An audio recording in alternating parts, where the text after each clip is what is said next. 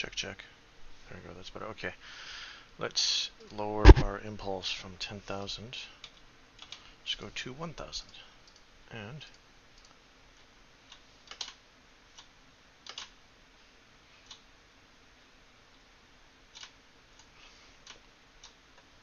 it needs to be a repeated impulse. Right now it's more like a double jump. Let's do 10,000. Let's just see what happens here.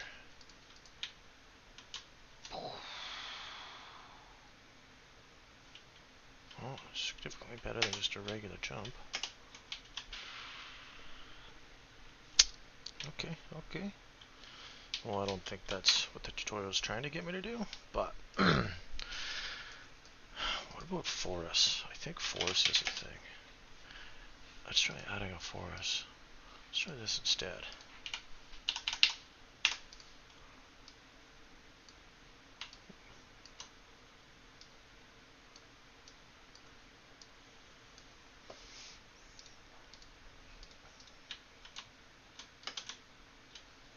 Oh, that did sweet F all.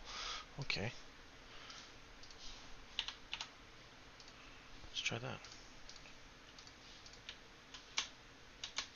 Oof.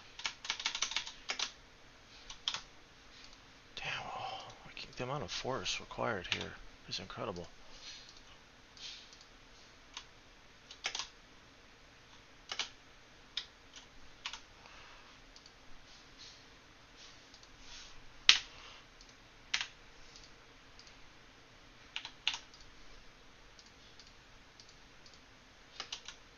Oh, and we're gone. We are flying. Okay, let's get rid of one of those. Let's see what happens with that.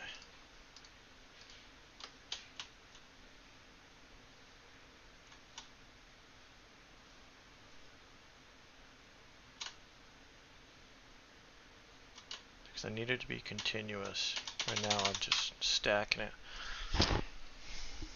Okay, well, you know what? Let's just keep doing our tutorial and see where we get to. I think now we're adding sound effects. Now we have our visuals working for our jetpack thrusters, but everything is completely silent. So in this video, we're going to handle playing the sounds for our jetpack. Now, if we go into our content drawer, into assets, we can find our sounds folder, and we have some sound effects under thrusters. We have three main sound effects. We have thruster loop, thruster start, and thruster stop. And these are meta sounds. And we can play each one to see what they sound like.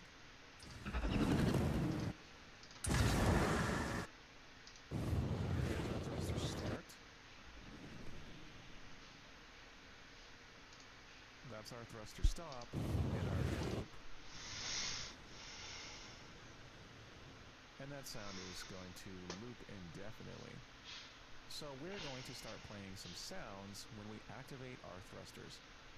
Now, I don't think I need any of my input-related assets open, and I'm going to close BPI Jetpack for now. We're going to come back into BP Kicks, where we're activating and deactivating our thruster effects. Now, we have this compact form where we only have 2 get nodes and our wires are crossing over to the different function calls. And this looks great for the case where we simply need to activate and deactivate our effects. But I'd like to separate things now because starting the jetpack now is going to involve more than just activating our thruster effects.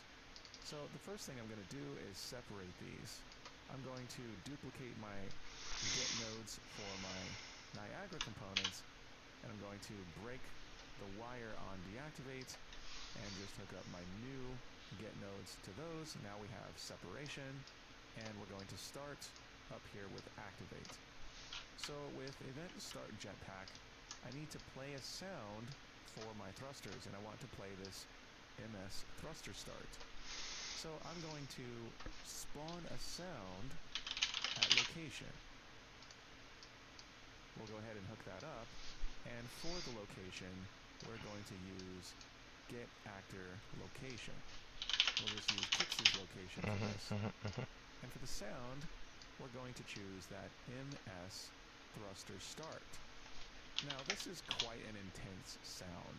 Let's just go and check how this sounds and how it feels in the game.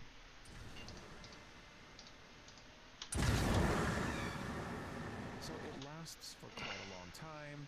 If we start our jetpack and release the button immediately, we still hear that sound for a while, like this.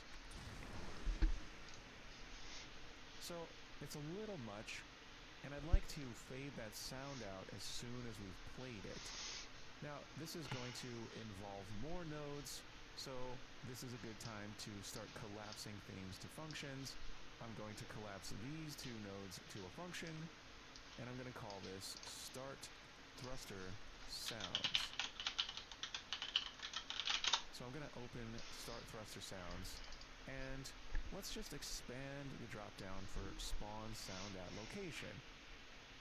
For one, this sound is a little bit loud, so if we want, we can play this a little bit quieter. I'm going to set the volume multiplier at 0.6, and as soon as I play this sound, I want to fade it out so that it doesn't last so long.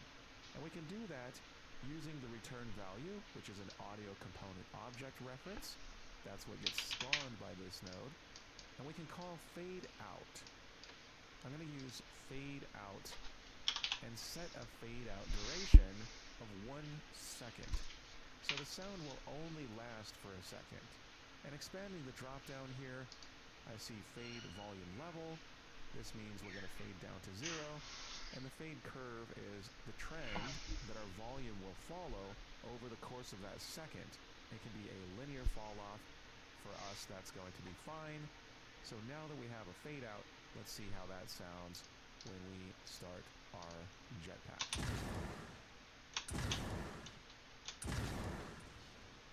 So we have a 1 second fade out. That sounds a lot better. But while our jetpacks are active, we're going to want to play a looping sound. Okay, so I'm going to collapse spawn sound at location, and we're going to spawn another sound, and that's going to be a looping sound. Except this one is going to be attached to kicks.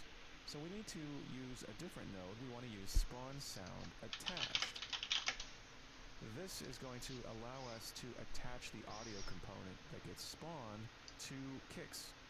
So we have an attached to component, and that's a scene component object reference. We're going to attach the sound to the root component of kicks, which is the capsule component. We'll drag that in, hook that into the attached to component, and hook this up, and we can choose a sound. We're going to choose thruster loop, MS thruster loop. And we can expand the dropdown, and we have different options for this. We can specify the location. I know we're attaching to the capsule component, but this specifies where that sound will be depending on the location type. If the location type is keep relative offset, then this location is a relative transform from that root component, so we can leave that at 0.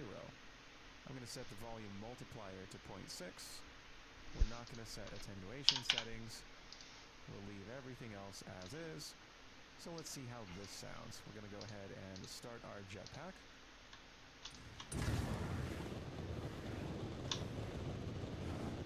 Now, we don't get rid of the sounds even when we stop our jetpack, but while the jetpack's active, this sounds pretty good. But I'd like to fade this in so that it doesn't just start abruptly. Because if we bypass our spawn sound at location node and just spawn our sound attached, like this, we'll see that that sound starts very abruptly. So I'd like a bit of a fade in, and we can do that with a fade in node. We can choose a fade in duration of something like 0.35 seconds. Now we can see how that feels. And it's a nice gentle fade in. It's a little faster than our fade out for the spawn sound. So I can connect this back. And we now have the ability to hear our jetpack starting, except when we spawn this sound and attach it to our root component, it sticks around, and we need to deactivate this sound. We need to stop it.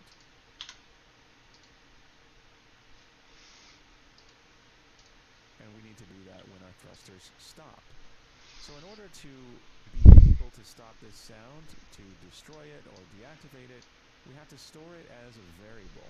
So we're going to take the return value, promote it to a variable, not a local variable, because we need to access it outside of this function, and we're going to call this looping thruster sound.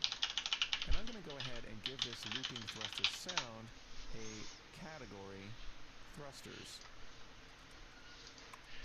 Now, I'm going to set this value here, and then I'm going to use the value of my variable for the fade in. So I'm going to break that target and hook these two up. That way our nodes are clean. And I now have a reference to looping thruster sound that I can access when we stop our jetpack. So in Event Graph, if we go to Stop Jetpack, I can take that looping thruster sound and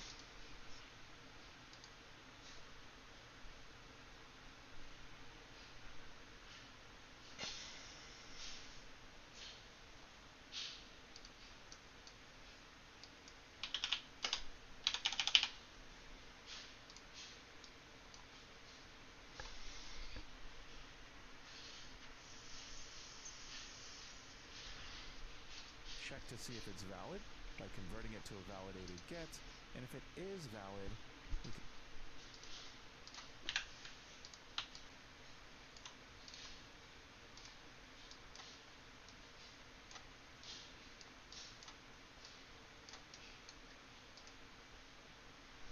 can then call stop on this sound, and this should stop the sound.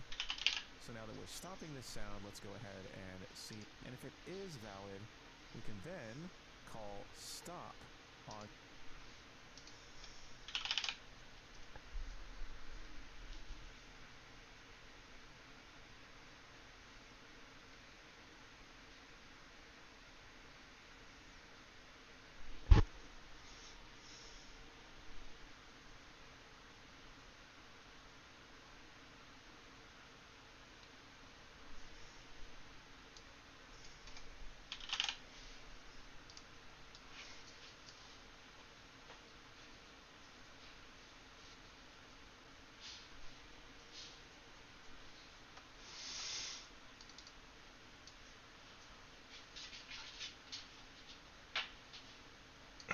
Interesting.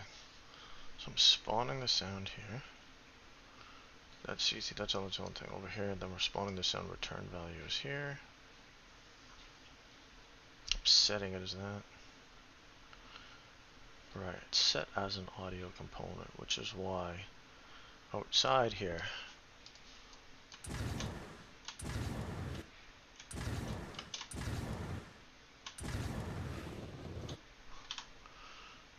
okay. On this.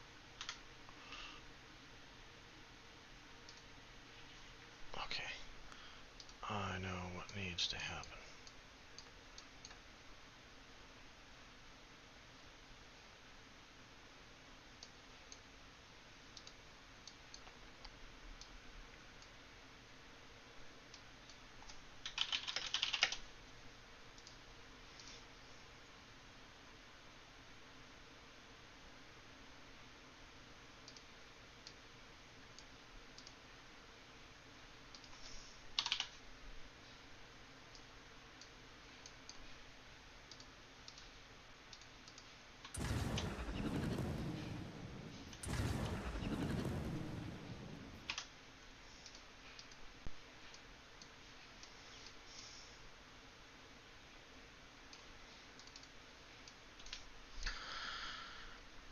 Just do that. Let's just get our actor location.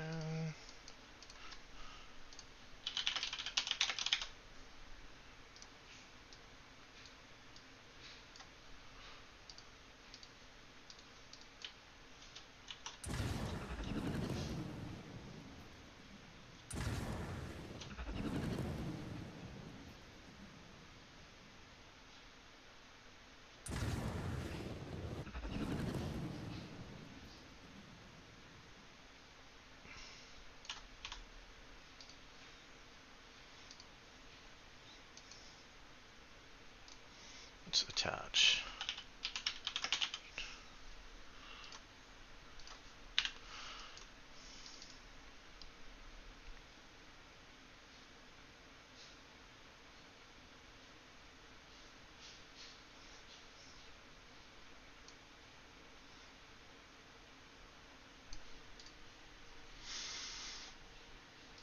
Sound, and this should stop the sound. Spawn in our start thruster sounds function because we're spawning a sound and attaching it to our capsule component. You see spawn sound attached returns a audio component, and we're storing that in our looping thruster sound. So the next time we call this function, are we spawning a new sound, and is the old sound still around? Well, we can always check looping thruster sound with a validated get or an isValid node. So I'd like us to understand what happens to looping thruster sound after we stop it.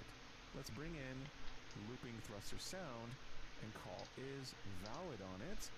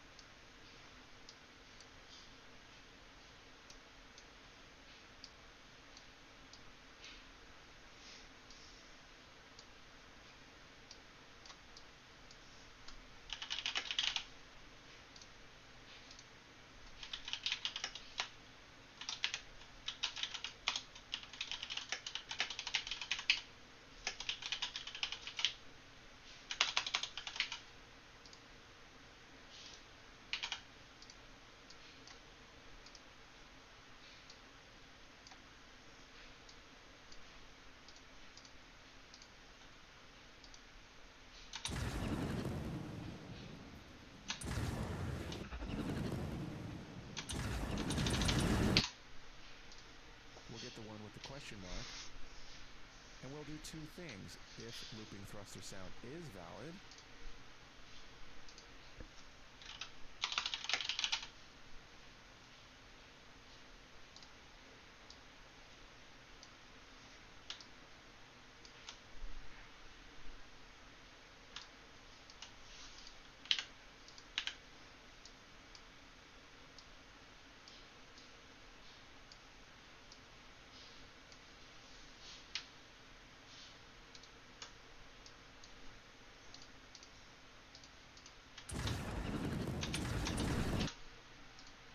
a string that says looping thruster sound is valid.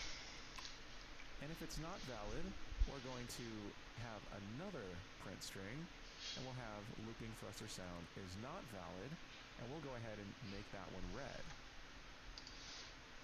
Now we can hook these up and see the status of our looping thruster sound every time we start our thrusters.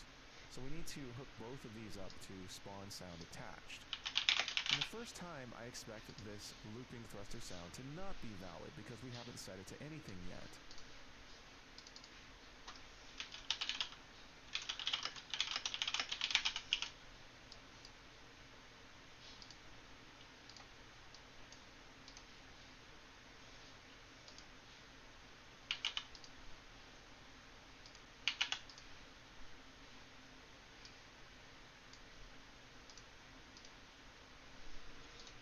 So the first time it'll be not valid, we'll get the red message, and then we'll spawn a sound and set looping thruster sound and call fade in. Release that key, stop on that sound, and when we press it again, we'll start this process over and see if it's valid. So let's go ahead and press play, and start and stop our thrusters. The first time it's not valid, we'll release, and let's start our thrusters again. And look at that, it's not valid. Why is that? Well, if we go back and take a look at spawn sound attached and expand the dropdown, all the way at the bottom we have auto destroy. And it says whether the returned audio component will be automatically cleaned up when the sound finishes by completing or stopping or whether it can be reactivated. So our spawn sound attached has auto destroy set to true, which means as soon as the sound is stopped, this sound will be destroyed, and the variable will not be valid anymore. That's what's happening. But if we uncheck auto destroy, and we go back and so if I start there's enough times, then we'll spawn so many sounds that we're simply stopping and not destroying that eventually, and know that our sound is destroyed every time we stop it, or we can check to see if it already exists and only spawn the sound if it doesn't already exist. And if it does already exist, we can simply activate it by playing the sound. The way we have it now with auto destroy set to true, we're just spawning and destroying the object over and over again. Now technically this is more expensive. The action of spawning and destroying a component does require resources, whereas starting and stopping a component that already exists is cheaper. So I'd like to show how we can spawn a single sound and keep it around and just start and stop it rather than spawning a new one and destroying it every time. So here's how we do that. I'm going to remove these print string nodes, and we'll check our looping thruster sound and only spawn a new one if it's not valid, if it doesn't exist yet.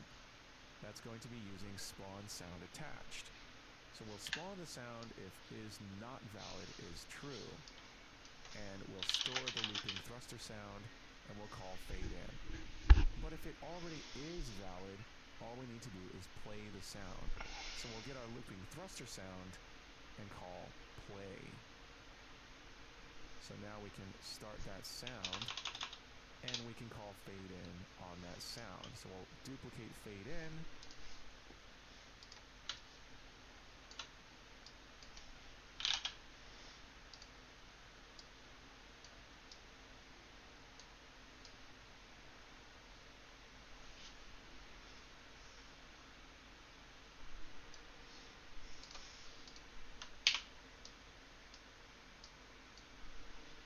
and use the looping thruster sound for fade in. So I'm going to duplicate that node and put it there. So in this case, spawn sound attached can have auto destroy set to false. And now we'll only spawn the sound if looping thruster sound is not valid, which it'll be valid after we've spawned it for the first time. And then we can go back in our event stop jetpack, and all we need to do is stop it when we no longer want to hear the sound. And now we'll only ever spawn one audio component. Let's go ahead and check this out. And it works. Hear the sound. And now we'll only ever spawn one audio component. Let's go ahead and check this out. And it works. So that's a little bit of an optimization. We'll only spawn the sound once and keep it around, and we'll be able to play and stop on that sound as we start and stop our thrusters. Now the only other thing left to do is to play the stop sound when we stop our thrusters. So we're going to go ahead and take these nodes where we're stopping the looping sound. We're going to collapse those to a function, and we're going to call this stop thruster sounds. And here in stop thruster sounds, we're just going to play the stopping sound as well. So in order to play our stopping sound, we're going to use spawn sound at location. We're going to pass in the actor location, so using get actor location. And the sound I'd like to play is the stopping sound, which is ms thruster stop. And expanding this, we see auto destroy is set to true. I'd like to leave that at true, so we get our sound destroyed by taking the return value and calling fade out. And I'll give it a fade out time of about 0.55 seconds, so we can see how this sounds. We'll go ahead and start the thrusters and stop them. And that sounds pretty.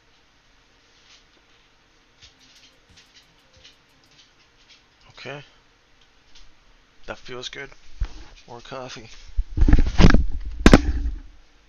What's going on? Hey? What are you doing over there? Hey? Uh-oh. Uh-oh. What's going on? What are we gonna tail tuck? Hmm? Why don't you tail tuck, kiddo?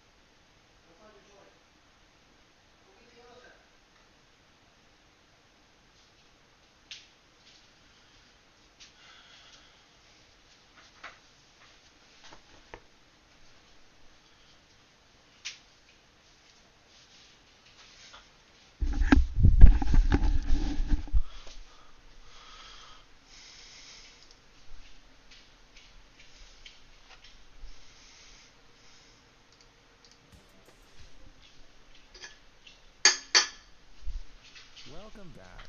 Now we have some visual and sound effects working for our jetpacks.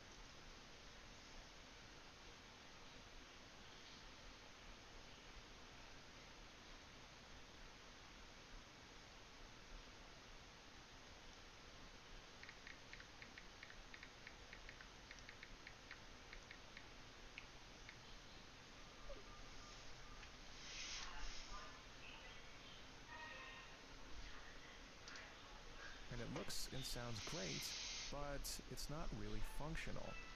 When we activate a jetpack, we expect to be able to fly. So this video is all about flying. Let's get started. If we go into BP Kicks and we select our character movement component in the details panel, if we scroll down, we'll see that there's a small section called flying. And we have a max fly speed and braking deceleration flying. The character movement component has movement modes, and by default, its movement mode is walking. But we can change its movement mode at runtime, and we're going to do that when we start and stop the jetpack. Now, before doing that, I'd like to collapse our activate and deactivate nodes. In fact, I'd like a function that can activate or deactivate it based on a Boolean input. So we're quickly going to create a new function. And we're going to call this activate thruster visuals, but we're going to have a Boolean input here called active.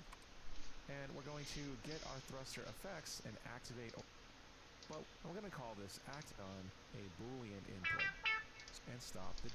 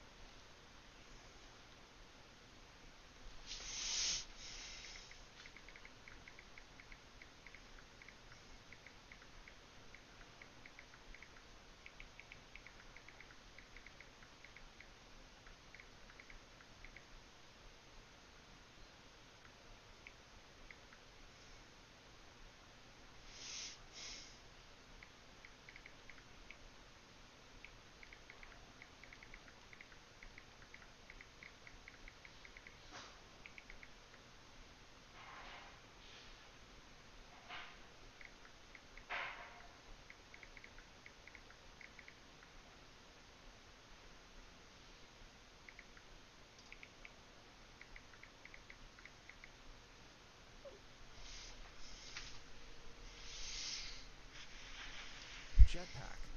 Now, before doing that, I'd like to collapse our activate and deactivate nodes.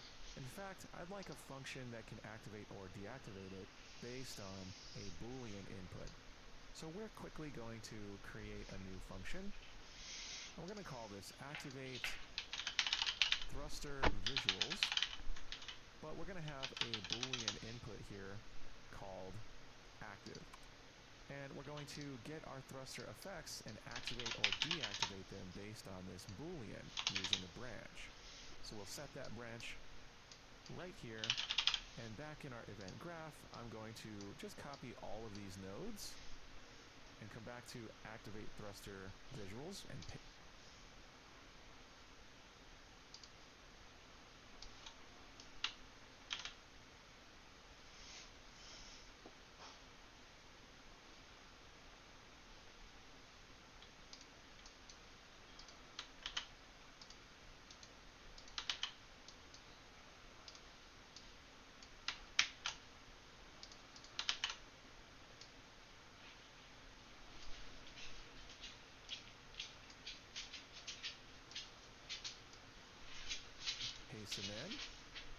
for true, we'll hook up activate, and for false, we'll hook up deactivate. And now we have one function that can handle both scenarios. So back in our event graph, we can call activate thruster visuals here, passing in true, like so.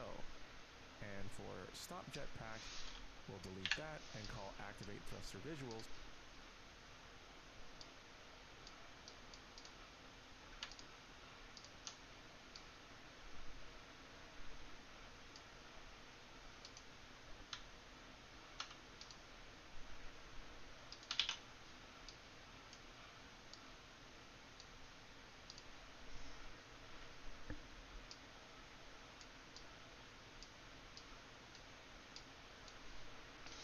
And pass in false. And we'll just quickly test to make sure we didn't break anything by activating and deactivating. And we see that it works. So now we have the sounds and the visuals. Let's take care of actually flying by setting our movement mode. And to do that, we need to get the movement component. And we can do that here when we start the jetpack, or we can do it on the player controller when we start the jetpack here, as we do have the movement component here on the player controller class. I'd like to handle that on the player controller class as it's related to movement. So I'm going to go to our essential variables section and drag in our movement component, convert it to a validated get, and from the movement component, I'm going to call set movement mode. Now, we don't see it here because our movement component is a pawn movement component object reference. But we can easily change this to a character movement component object reference.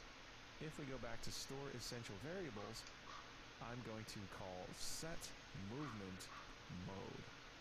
Now, we don't see it here because our movement component is a pawn movement component object reference.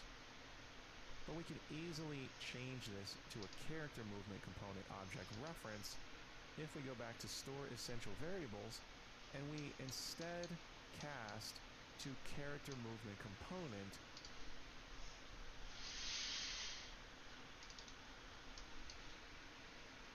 before storing our movement component variable. So after calling get movement component, I'm going to call cast to character movement component, and I'd like to change movement component to a character movement component. Now we can do this in one of two ways. I can change the type of this variable, or I can make a new variable of a new type and delete the old one. Let's see what happens if we take this movement component variable and we change its type. We go to variable type and search for character movement component. If I choose object reference for character movement component, we get a warning that says this could break connections. Do you want to search all variable movement component instances, change its type, and recompile? That's what we want to do. So we're going to choose change variable type. And it's going to search for all instances, and this may create some errors that we have to fix. For instance, this set node here isn't going to work because now this is a character movement component object reference. So we can break that wire, and instead we can use the return from as character movement component. We're going to go ahead and hook that up and make sure that our cast is hooked up, and now we have a character movement component.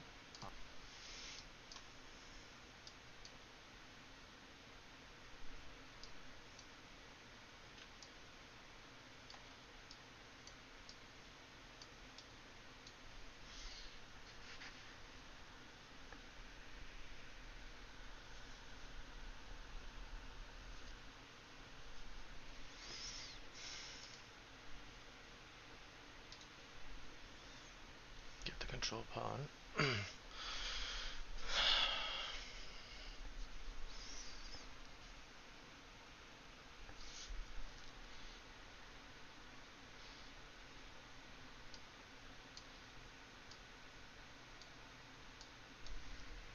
Object reference. And if we click on compile and we don't get errors, then we don't have any other errors to fix.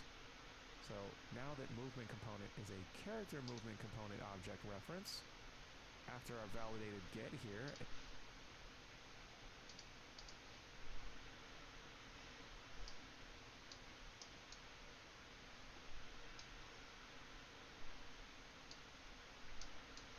in our IA JETPACK, we can now call set movement mode, which is a function on character movement component. And we can change the movement mode on our character movement component to flying. Notice the drop-down shows us the movement modes. Walking is the default. We're going to choose flying. So we're going to set that to flying, and when we've completed our input action, when our jetpack is no longer active, we can now set this back to its default movement mode, which is walking.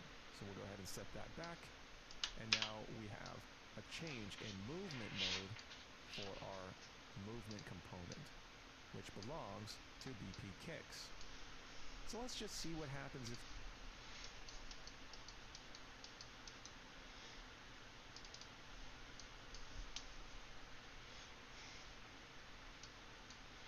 cast that character when we get the code pawn, set it here.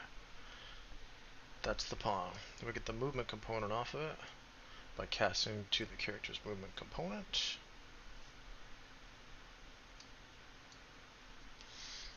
On the controlled pawn, movement component.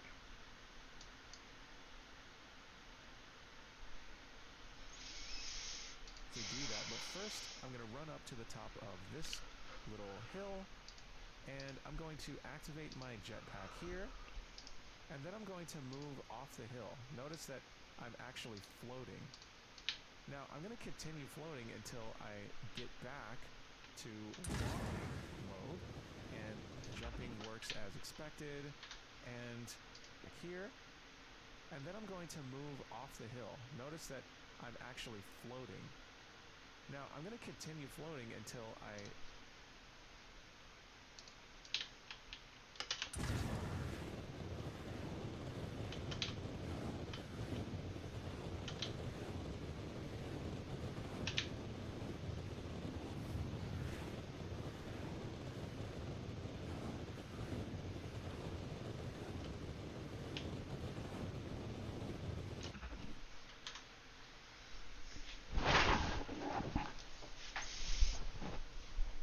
Kira, if you go find your squirrel, hey?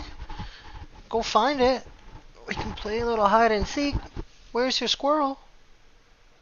Hey? Where's your toy?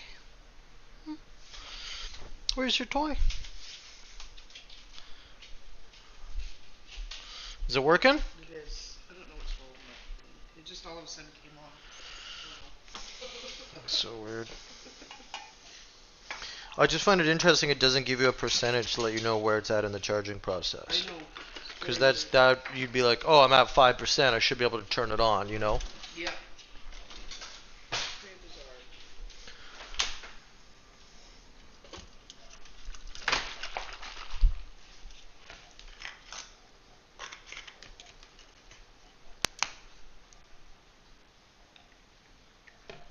Sun's trying to go. Right?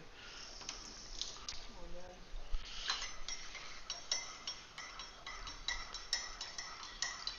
Yeah, at least it's not pissing. Hmm? At least it's not pissing Yeah, exactly. like it was. Yesterday. Yeah.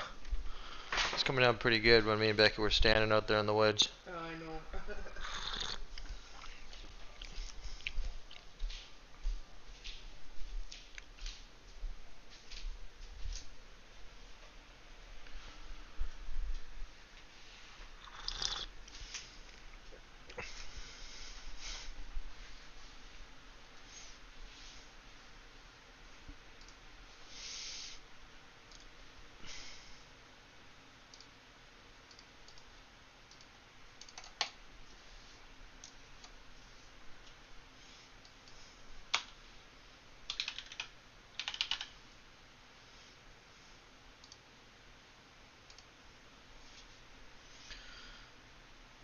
Thursday, oh, the 27th.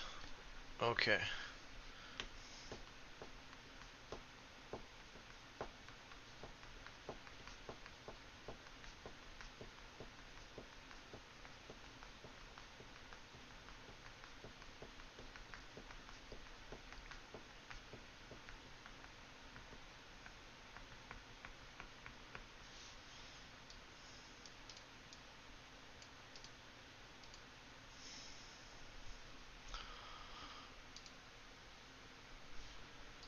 get back to walking mode, and jumping works as expected, and gravity works as expected.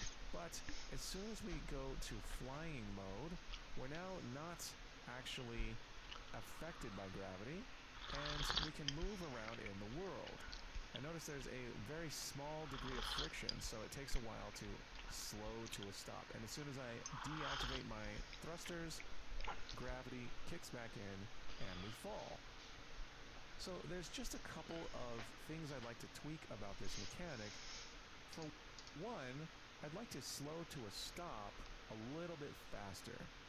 In other words, if I start my thrusters and I start moving, I'd like to just slow to a stop right away and only keep moving if I'm continuously pressing the input keys.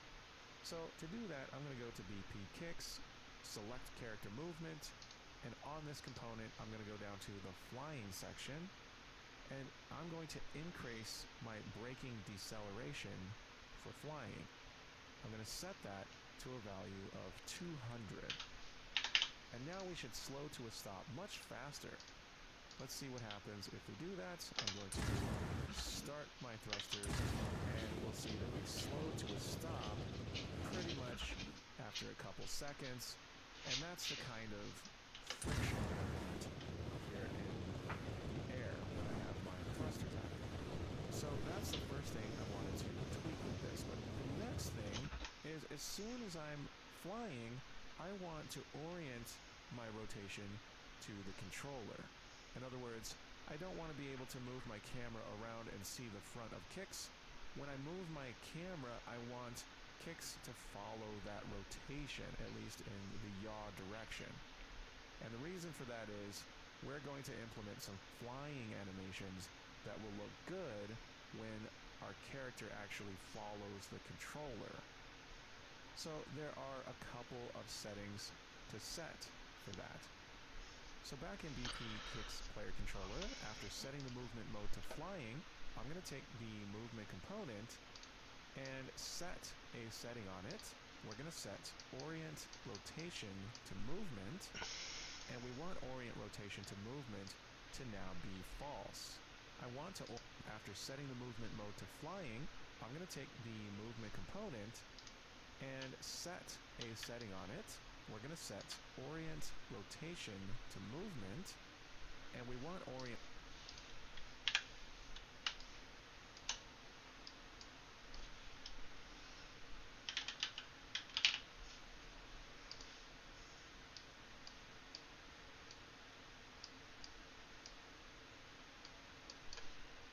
rotation to movement to now be false. I want to orient my rotation to the controller instead, which means we now have to set a setting on the character called Use Controller Rotation Yaw. Remember, if we search for controller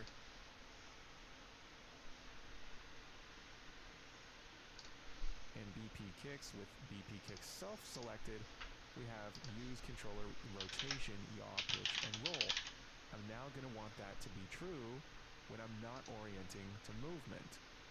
So I'm going to get my controlled character here.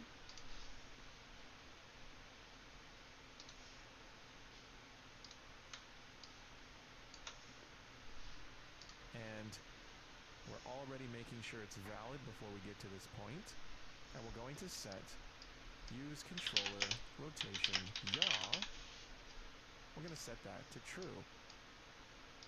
And we want the opposite of these settings when we stop our jetpack. So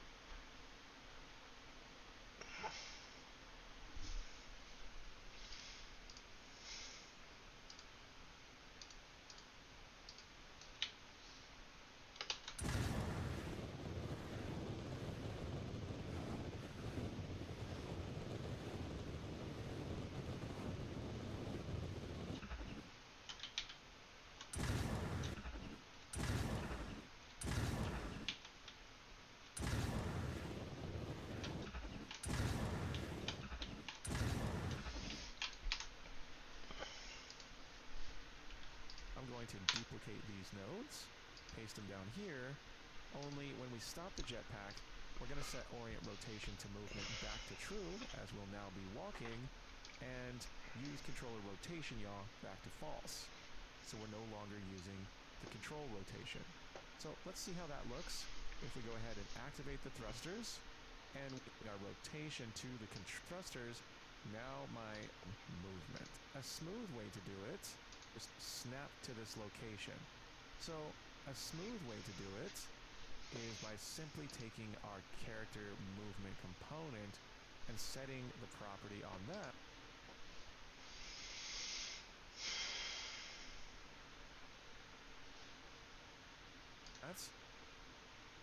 That allows us to smoothly interpolate to our controller rotation. Do you remember?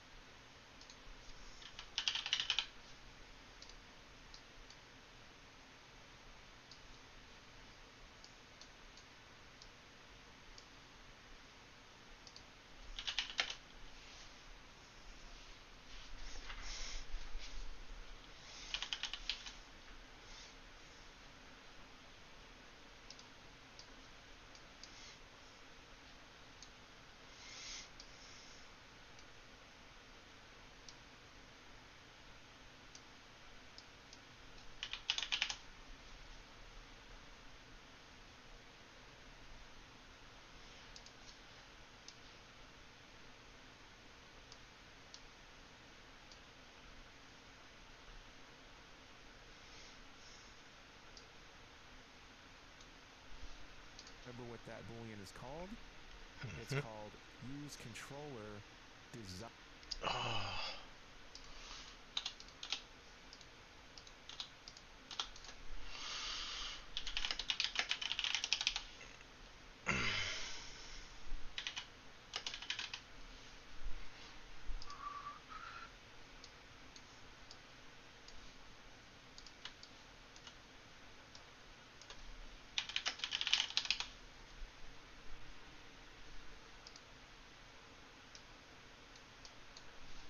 Desired rotation. If we set that to true, we'll now interpret.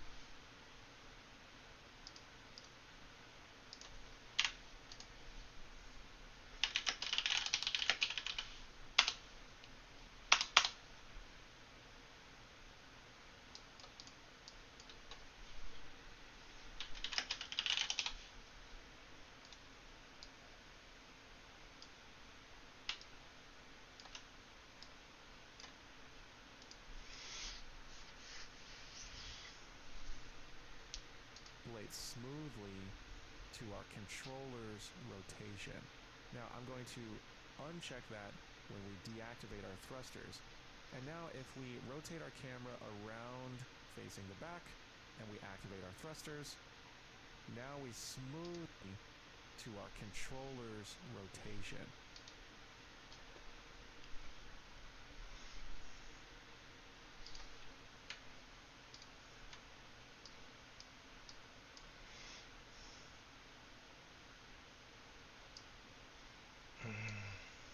That's right.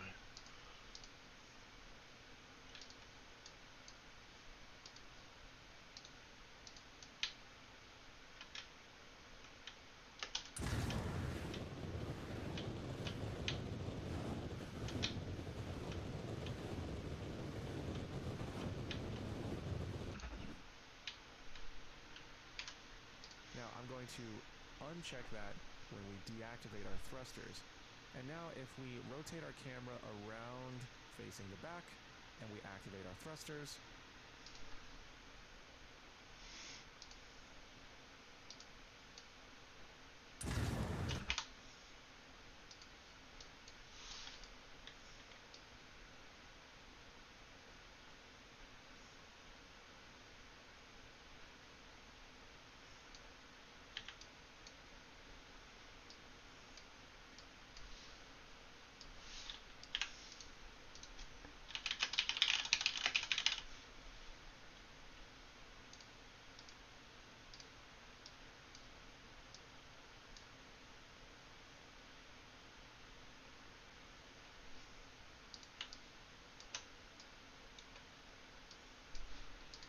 we smoothly orient towards our controller rotation. This is using use controller desired rotation instead of setting use controller rotation yaw.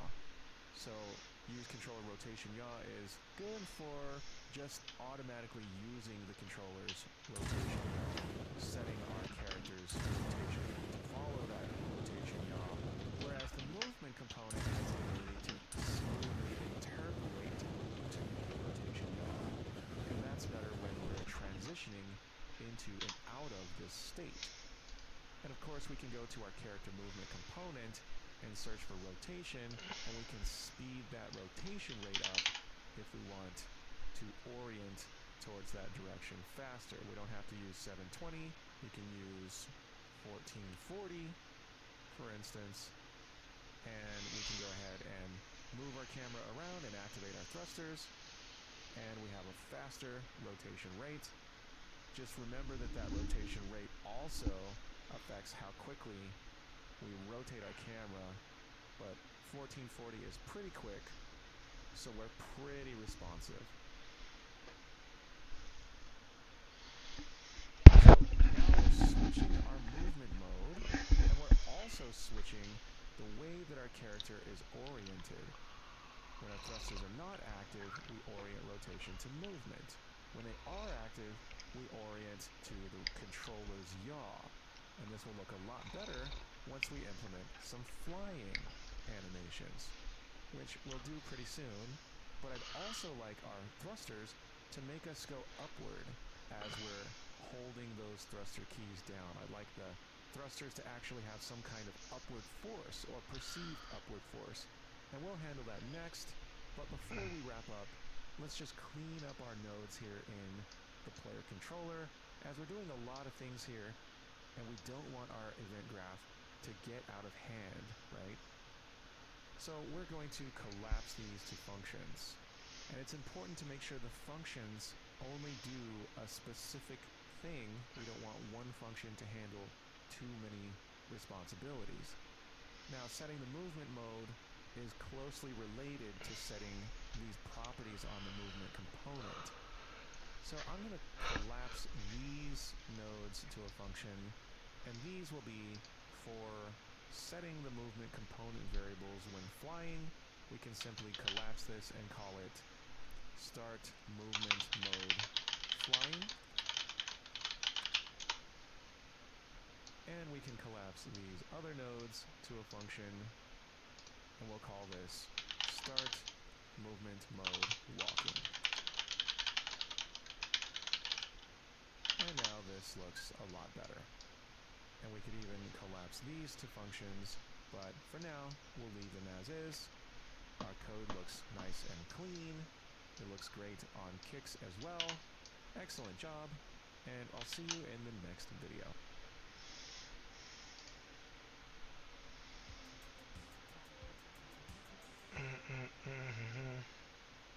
Welcome back. In this video, I'd like to add some input to move the character up when those thrusters are active. Once we're in flying mode, I want us to be continuously adding input going straight up, and this is going to be a challenge for you.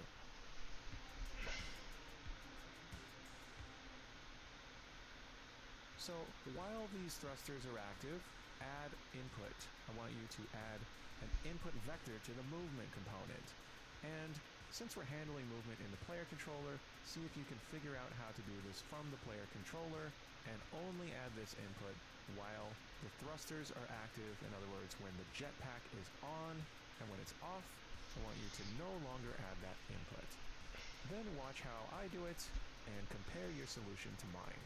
That's okay if your solution is different from mine. This is just a practice exercise.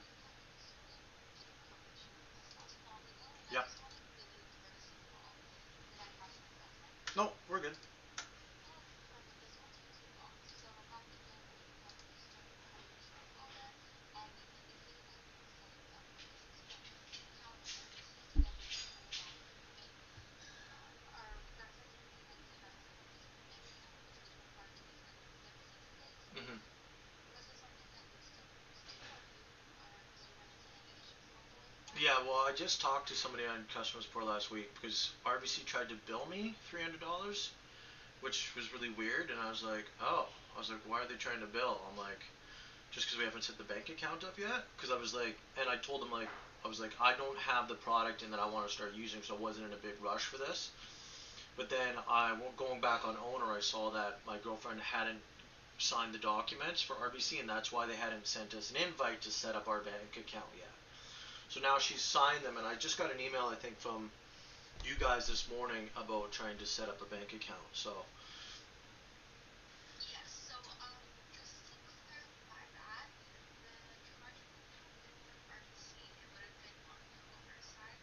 yeah,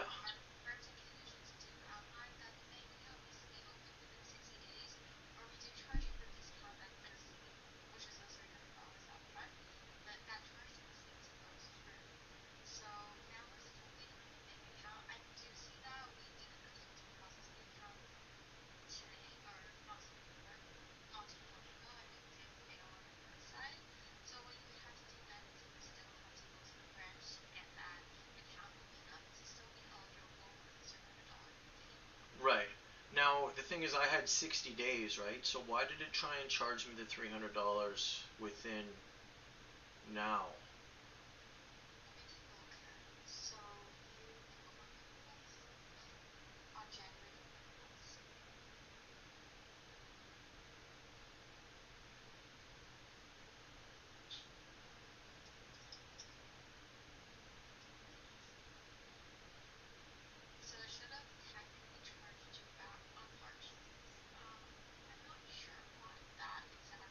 Okay. Yeah. Okay.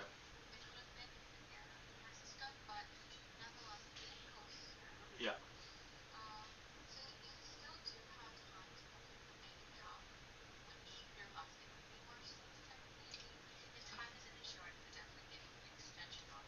No, that should be fine. Like, I'd like to get in there this week and set it up. I guess the question is like, do I have to set up an appointment with RBC to go in and do this for it to work with you guys? Or can I just go into RBC, bring in all my stuff, set it up, and then I just show you guys that I've done that and that still works?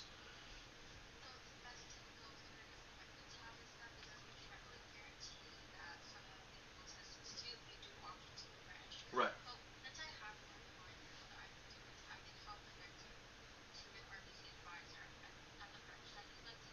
Okay.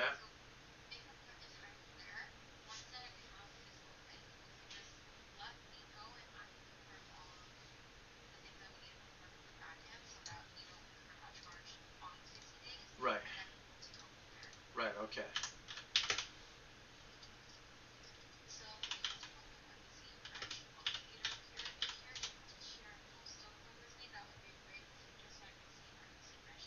Yeah, V7G0A3. There's one like 3 minutes away from me. Yeah. Yeah, just on Dollarton Highway. Yeah, 477 Dollarton Highway. I'm super close to that.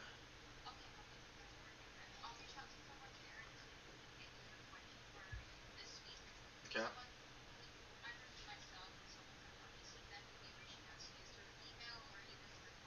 Okay.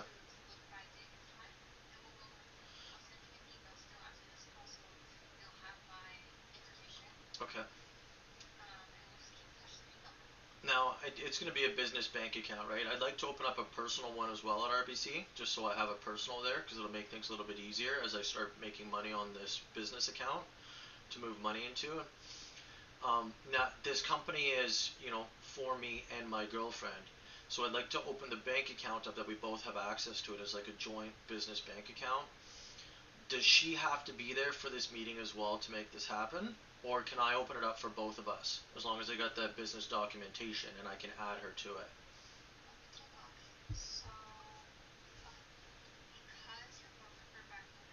Yeah. Hmm.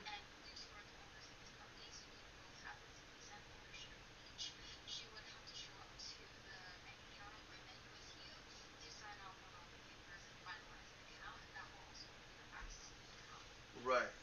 So that's really hard to do because right now she's working full time, until 3:30 or 4 p.m. every day down in Langley.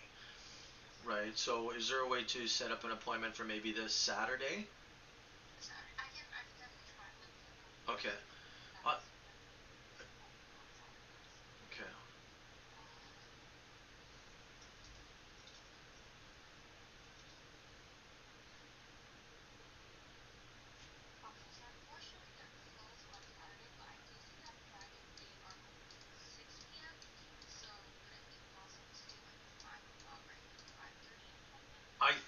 I think that would be fine for Friday.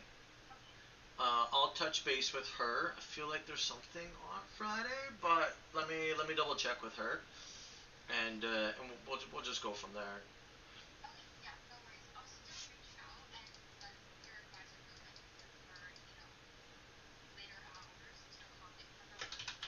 Right.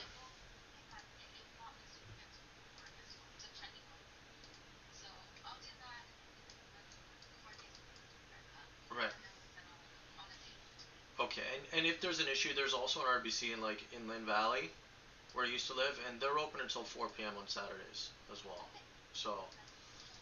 So I mean, I'll talk to her about Friday at the closest location, and then if there's any issues with that, then maybe we'll plan for a Saturday at the other one. So okay, no problem. I'll talk to you soon. Thanks. Bye.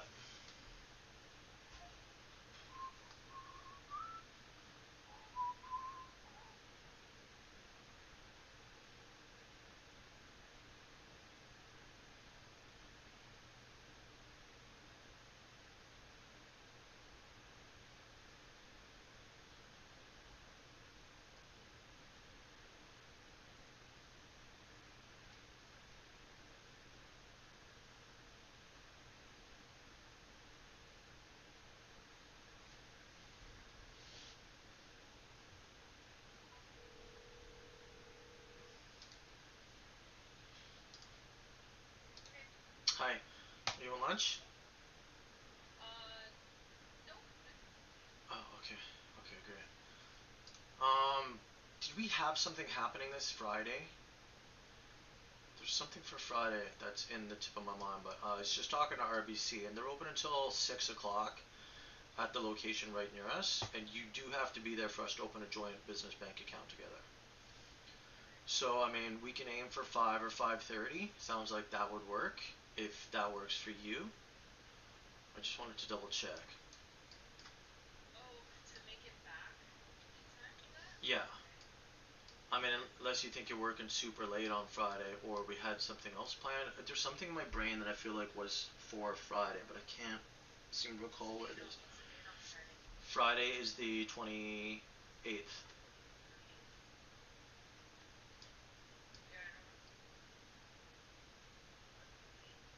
Okay. Okay. So is that feasible then? Should I just tell him to go ahead? We'll book it for 5:30 just to be safe. Gives you a bit of extra time.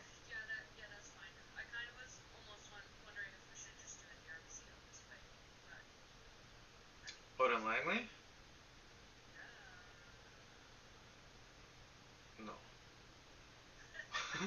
Then I gotta drive all the way out to Langley just to open up a bank account. I don't want to do that.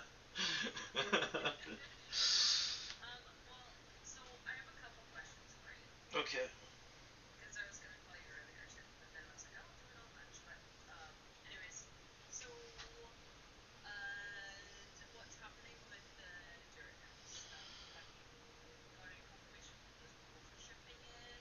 Yeah, so they were talking about like they could probably drop it off today, and they were gonna see if they could get a truck with a high at there, but I don't think they have it. So he was talking about, well, you might want to rent a forklift or machine. I said, well, I've kind of got this, and I said, well, let me see what I can do to line up a machine this week. And I asked him this morning, are you guys able to hold this material there? Does it cost us money? He said, no, they'll hold it for a few days, no problem. They're not going to bill you extra for it. So I said, great. I said, let me know about whether they have a truck with a high up on it. But I also said, what type of truck is this? Because he said something about like, well, I'll have it moved to the back of the truck so it's more accessible. So I was like, hmm.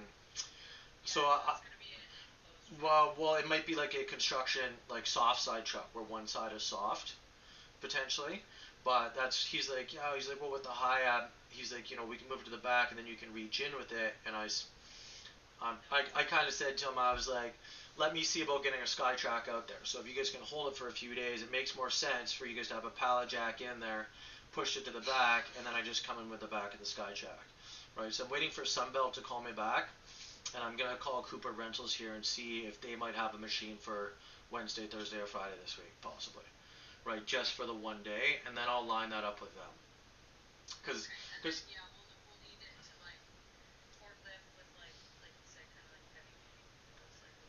well, Skytrack will have that, right? Versus a yeah, Skytrack has the big like 3 foot wheels, right? Yeah.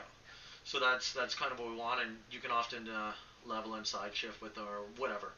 Um, but the small guy is not as flexible, but it'll let us, as long as we can get it to the back of the truck, we can use that to get it out. Because I feel like with the high app, and these guys might be like, nah, this is the truck it comes in. Getting a high up in there and being able to strap it with such a short sling that the top of the crane isn't going to hit the top of the truck might be difficult. Yeah. Yeah, yeah, it'd be a very short sling. Uh, yeah,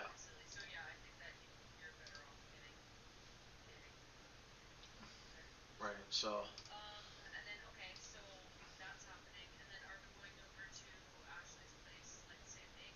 that's what I'm gonna aim for, right? So Hello, I'm I gotta Gav. talk I'm to Dan. Cooper here and see what they've got lined up. See if they've got a Skytrack. I mean, worst case scenario, I can always use a forklift and just take it off and put it in another part of the parking lot, right? For now.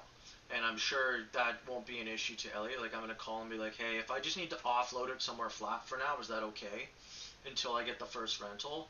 And then with that rental, I'll use a high up because I think it's coming in a closed truck. And he might be fine with that because I can get a forklift out there for like 350, $400, right? Which is really easy, right? So. Well, yeah, a standard forklift should be fine on the packed parking lot where all the cars are, where it's relatively flat. So,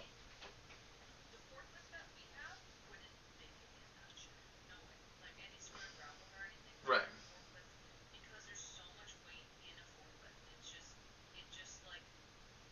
Well, that's why I would unload it on like the regular part of the parking lot where it's extremely hard packed, where it's flat, right? Not I wouldn't do it where we're talking about storing it, right? But anyways, I'm not too worried about that. If it comes to forklift, I know how to make that happen.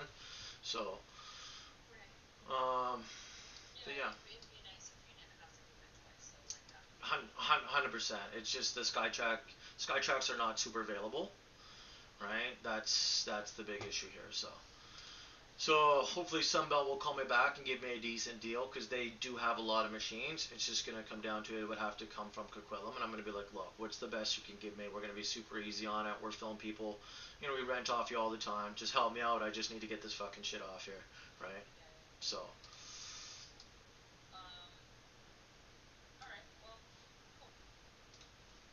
um, yeah,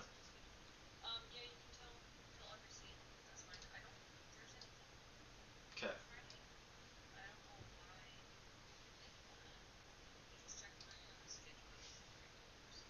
okay. Mm. Oh, I slept in today. Yeah. Well, I was not feeling good this morning. Yeah, that's when you were like putting your arm. I was like I threw up after you left. Yeah, after you left. Well, because I woke up in the middle of the night, had a Tums, and I just wasn't feeling good. And then after you left, I was like trying to make myself burp. I was laying down, I was just like so uncomfortable. And as I was doing that, I feel like I'm gonna throw up. And I was like, I'll be okay. And I was like, nope. So I went and did that, and then like instantly better. And I was like, okay, I need to sleep. So I slept until like 9:30, which was good because like I feel totally fine now, but it was quite weird for sure. Yeah, but it doesn't usually go to throwing up, and I didn't have indigestion when I went to bed. Like there was nothing that felt like I shouldn't have ate this late or anything. You know what I mean? So That's okay. That's okay.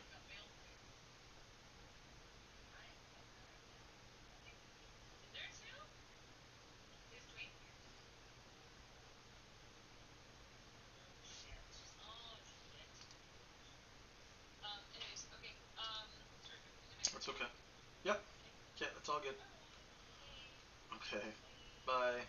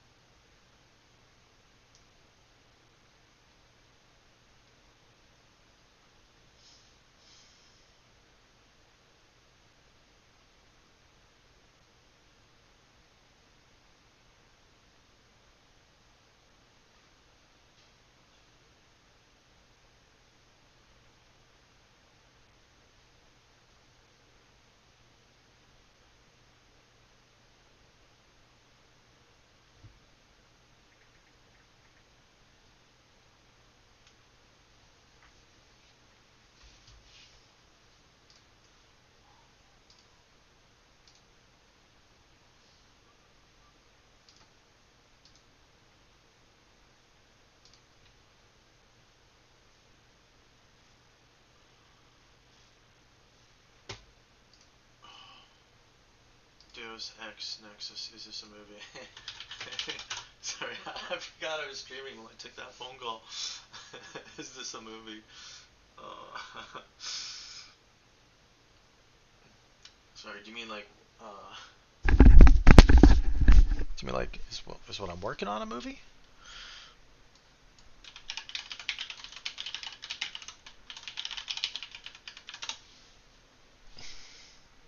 You're probably gone now.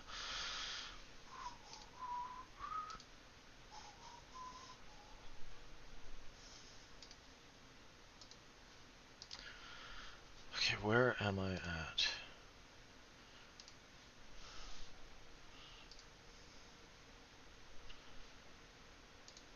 Alright.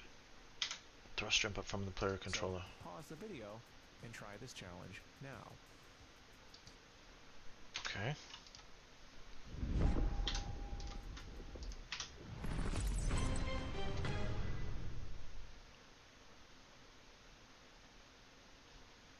So I have added movement add input vector of 1,000 ongoing.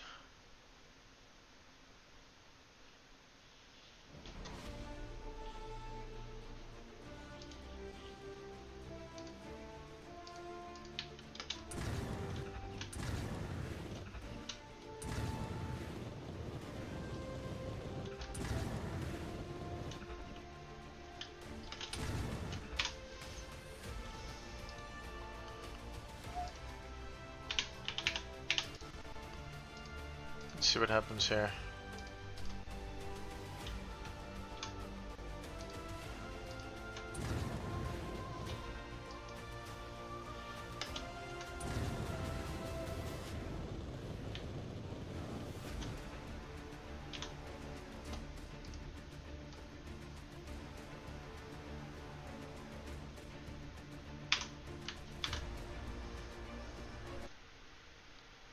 Okay. So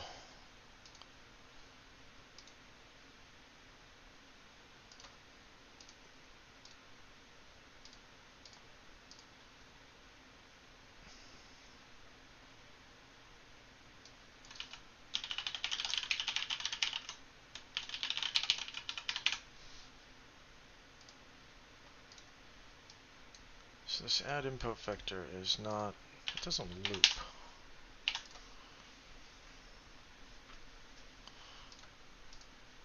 So what I'm finding is that it's not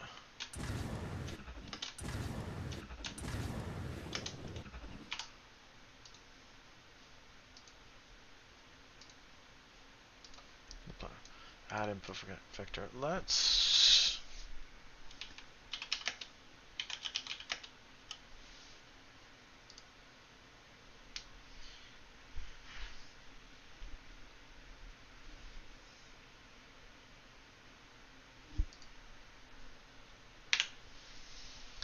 Let's go look at the movement component and see what we have. Because I feel like I'm getting the movement component. Let's see what we got in here. Max fly speed, custom movement, character movement, rotation, physics, and character movement. Avoidance.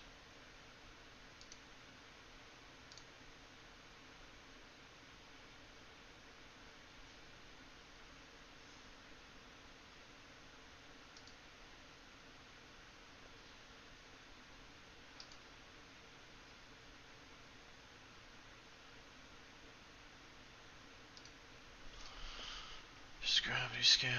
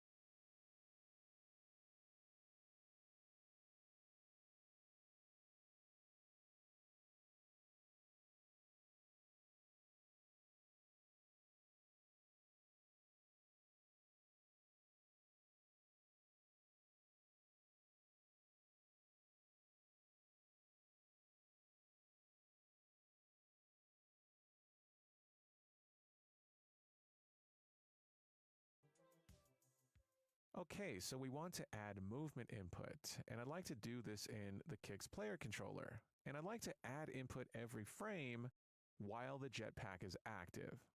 Now, I could do this in tick.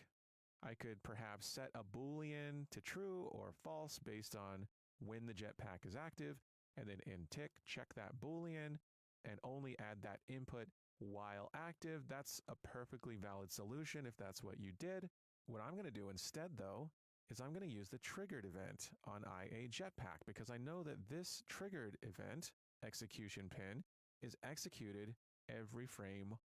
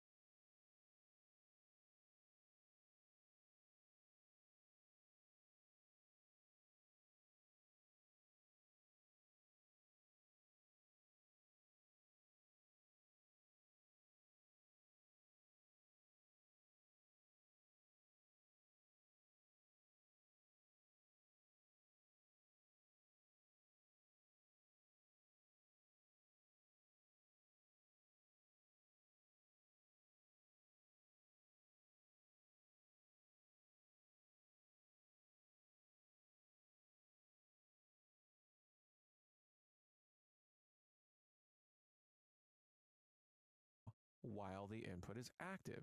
So I really only need to call a function on triggered. So I'm going to add a new function, and I'm going to call this apply thrust input. And I'm going to take my controlled character and use a validated get for it. And I'm going to get my movement component and use a validated get for this one. So I know both of these are valid here. And on the movement component, I'm going to call add input vector. We know that this is how we're moving our character, but while thrusters are active, we're going to add an input vector up. Now, instead of hard coding just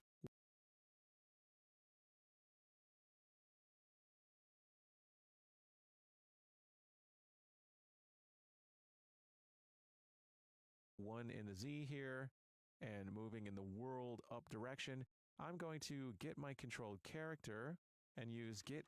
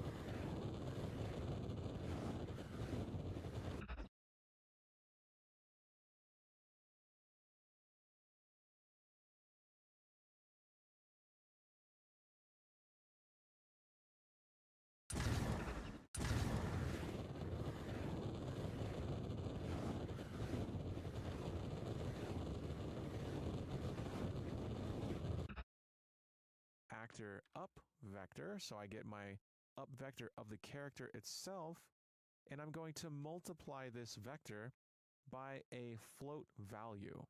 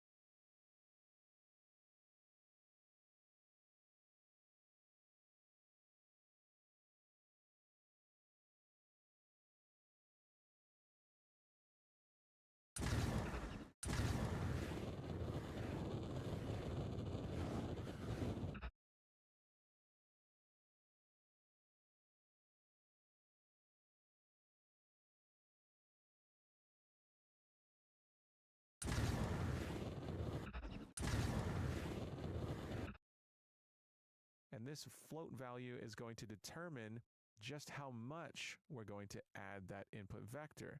This can be a thrust factor of sorts. So I don't have to add a unit vector with a magnitude of 1. I can multiply this by, say, 0.25, but I'd like this to actually be a variable, and I'll call this thruster in.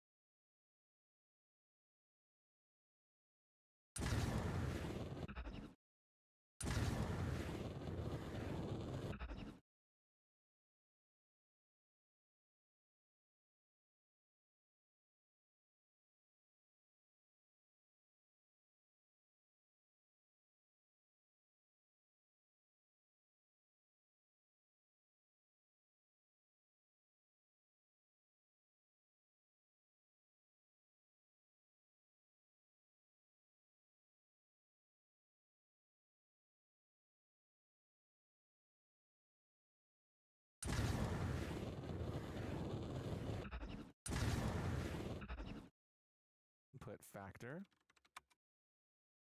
So its default value will be 0.25, but we can change that if we want to tweak it. And I'm going to add the input vector in this direction with this magnitude. And this will only call on triggered as long as I call it here on triggered. So I'm going to go ahead and call apply thrust input on triggered. And really quickly, I'm going to set its category to kicks input. So it goes into the kicks input category. So now I can play test this. I can activate my thrusters, and we're going up. And if I deactivate them, I go back down. So now I can actually fly.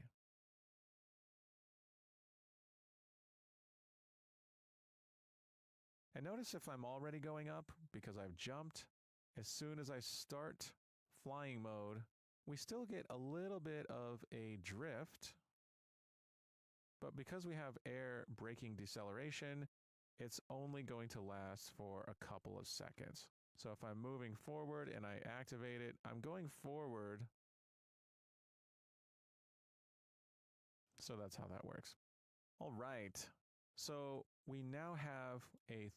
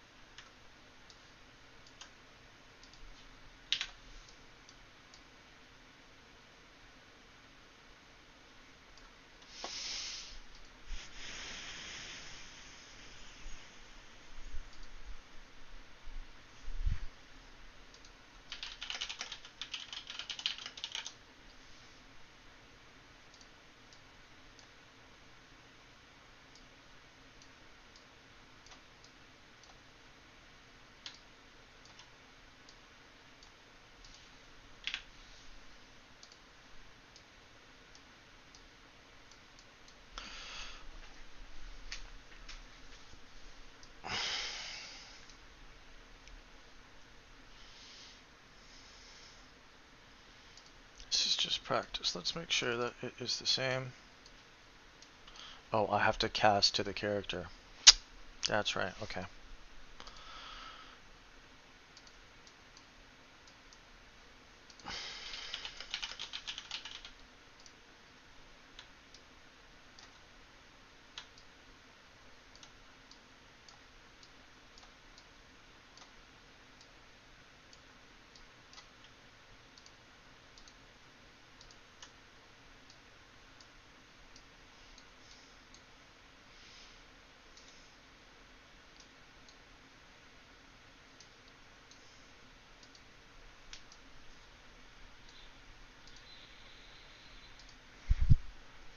Okay, okay, it's good. Good practice, good practice.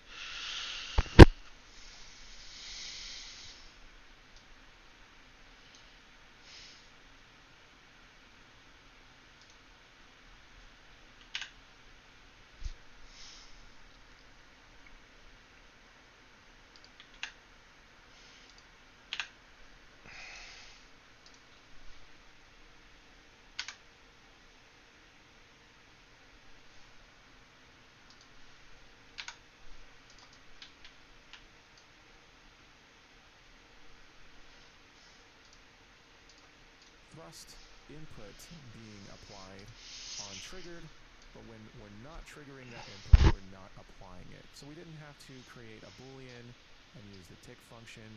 We're only applying this when we actually need it. And that's okay if you did use the tick function, that's totally fine. You can keep that solution. That's good to remember. Triggered. Triggered is every frame. Either way is fine. Technically speaking, not using the tick function in this case is a little bit better because we're not checking a boolean every single frame when we don't need to. Checking a boolean is a cheap operation though, so it's not really going to affect performance either way. And before we end the video, the last thing I'd like to do is refactor these nodes into a function, just because I like to see one node rather than three. So I'm going to collapse this one to a function called startJetPack. And I'm going to collapse these nodes into a function called stopJetPack. That's okay that they have the same name as the functions in the interface, because Kick's player controller is not implementing that interface, so these functions belong to the Kick's player controller class. And we can give these the category of Kick's input as well. And now the IA Jetpack looks nice and clean. I'm tempted to collapse these two nodes to a function, but I don't need to. Everything here looks pretty nice. The controller class. The controller is not implementing that interface. And I'm going to collapse these nodes into a function called stopJetPack. That's okay that they have the same name as the functions in the interface, because Kick's player controller is not implementing that interface, so these functions belong to the Kick's player controller class. And we can give these the category of Kick's input as well. And now the IA Jetpack looks nice and clean. I'm tempted to collapse these two nodes to a function, but I don't need to. Everything here looks pretty nice. And we're ready to move on. Great job, and I'll see you in the next video. Okay.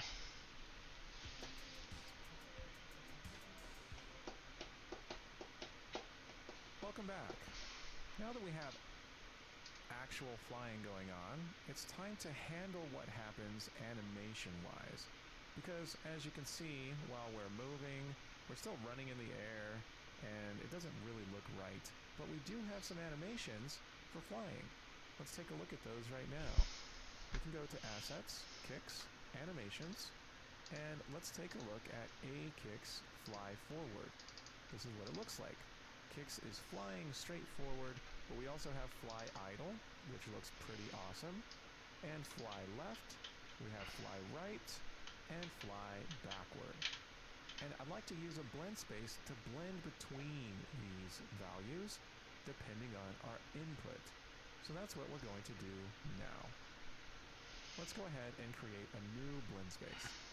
We're going to go into our Blueprints folder, into Kicks, and we'll create our blend space here. We'll right click, go to Animation, and we're going to choose blend space and select scale kicks as the skeleton and call this BS flying. Now remember, with our idle walk run blend space, if we go ahead and open that up, we only used one dimension. We used the horizontal axis, but we didn't use the vertical axis. And that's because we didn't really need to.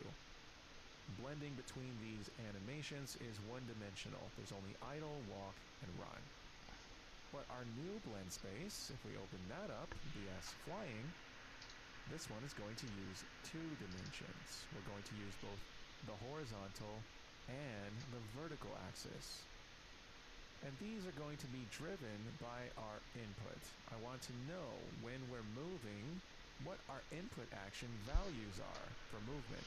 In other words, if we go to Kicks Player Controller and use our IA move input action, let's just see what those values are for the action value as we're moving. Let's print a string here.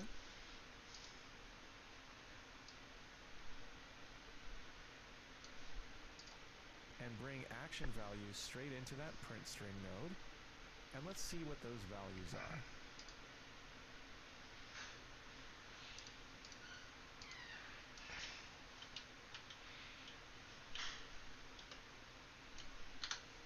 I'm going to press play, and I'm going to move forward. We see that we have a 1 for our Y. I'm going to move right. We see that we have a 1 for our X.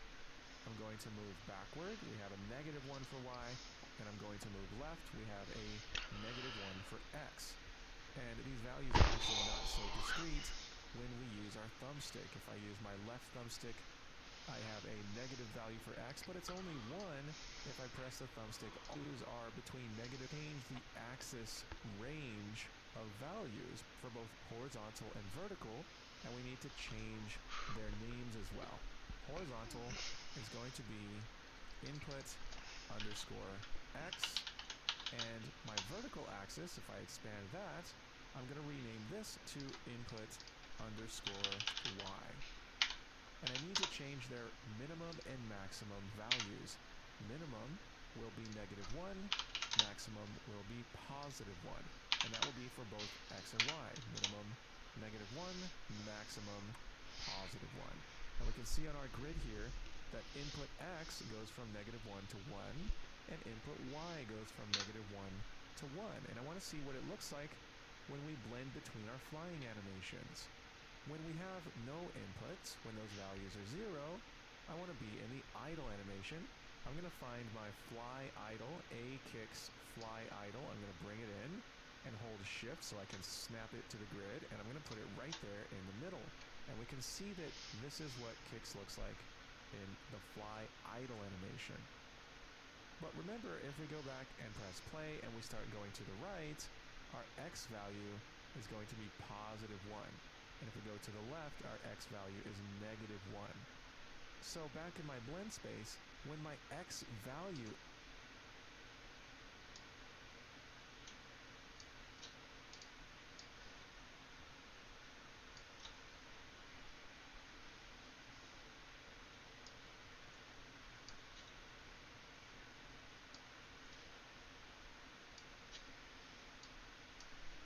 is +1, I want to be flying to the right. So I'm going to use A kicks fly right and hold shift and hold control and left click and rotate around.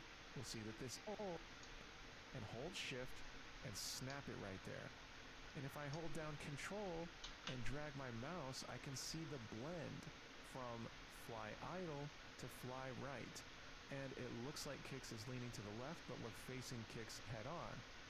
If we hold control and left click and rotate around, we'll see that this is leaning to the right. Which means when X is -1, we want to be leaning to the left. So I'm going to use Kicks fly left and snap it to fly backward. These animations, I like my animation blueprint to be next to my Kicks character in my folder structure, but blend spaces can go into the animations folder in assets. So I'm going to expand asset. Yeah, let's do that.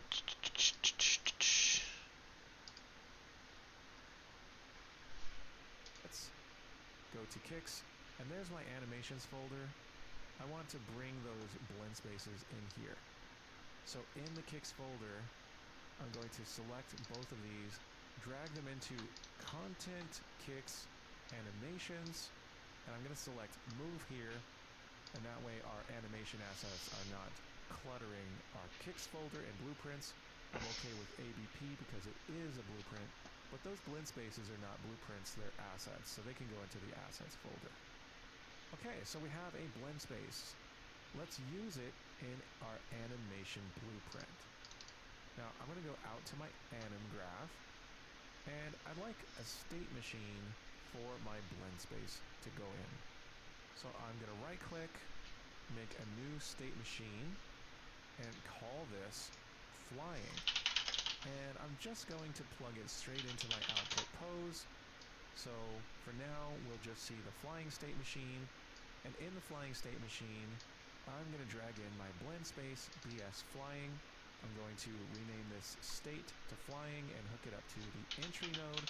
And if I go into this state, I see that we have the BS flying blend space. All we need is our input X and input Y values.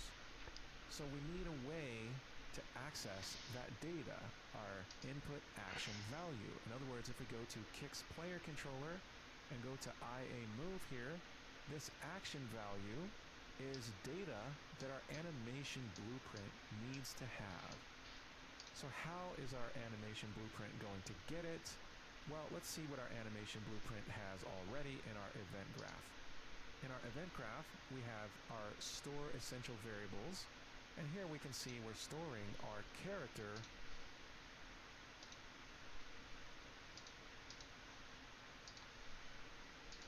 and our character movement component.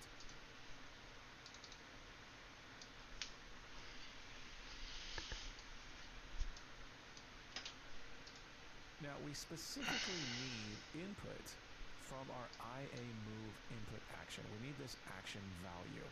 And this exists on the player controller class, but it's also accessible on the character as well. As we've seen, we can go to our character and implement IA move or the other input actions separately here, and we can access that action value here as well.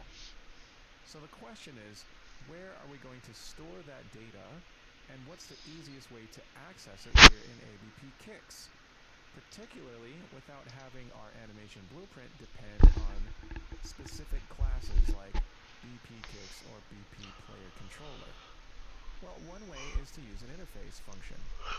We know that BP Kicks already implements the JETPACK interface, so we can create a function on the JETPACK interface for retrieving that movement input. I'll show you what I mean. Let's go into Blueprints, Interfaces, BPI JETPACK, and let's add a new function here called getMoveInput. And getMoveInput can have a return value, an output, and this output can be a vector2D. So make sure to choose vector2D with the blue icon, not vector2D array. So if we choose vector2D, let's call this output input action value. This is the input action value, and we're going to implement this function on BP Kicks. By double-clicking on it in the interfaces, we have a function instead of an event because we have a return node. And what we can do is access IA move from here. We have the enhanced action values, and this blueprint pure node returns the current value of IA move. So now we have an interface function that returns this value implemented on BP Kicks. So now in our animation blueprint, we can access our character and call that function that we just created called getMoveInput. So let's go back to the event graph and find our function where we're updating our animation variables. Let's go into that. And from here, we can access our character and call the interface function getMoveInput. And we'll hook this up to our sequence. And this getMoveInput gets that input action value. we're going to go ahead and promote this to a variable and call the interface function getMoveInput. And we'll hook this up to our sequence. And this getMoveInput gets that input action value. We're going to go ahead and promote this to a variable, and we'll call this IAMove input action value. And now we have this value, and we can access it to drive our blend space. So let's go back into our flying state, where we have input X and input Y.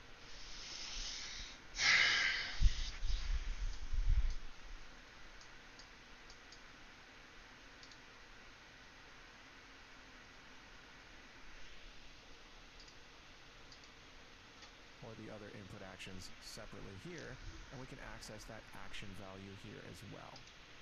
So the question is, where are we going to store that data, and what's the easiest way to access it here in ABP Kicks, particularly without having our animation blueprint depend on specific classes like BP Kicks or BP Player Controller? Well, one way is to use an interface function. We know that BP Kicks already implements the JETPACK interface, so we can create a function on the JETPACK interface for retrieving that movement input. I'll show you what I mean. Let's go into Blueprints, Interfaces, BPI JETPACK, and let's add a new function here called getMoveInput. And getMoveInput can have a return value, an output, and this output can be a vector2D. So make sure to choose vector2D with the blue icon, not vector2D array.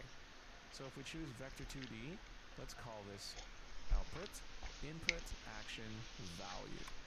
This is the input action value. I've done all this, but it's good to watch it all in one go and see if it'll stay in my brain. Interfaces, we have a function instead of an event because we have a return node. And what we can do is access IAMove from here. We have the enhanced action values. And this blueprint pure node returns the current value of IAMove. So now we have an interface function that returns this value implemented on BP Kicks. So now in our animation blueprint, we can access our character and call that function that we just created called getMoveInput. So let's go back to the event graph and find our function where we're updating our animation variables. Let's go into that. And from here, we can access our character and call the interface function getMoveInput. And we'll hook this up to our sequence. And this getMoveInput gets that input action value. We're going to go ahead and promote this to a variable, and we'll call this IAMove input action value. And now we have this value, and we can access it to drive our blend space. So let's go back into our flying state, where we have input X and input Y. And if you can't find this, just go back out to the anim graph, double-click the flying state machine, and double-click the flying state. And we can now use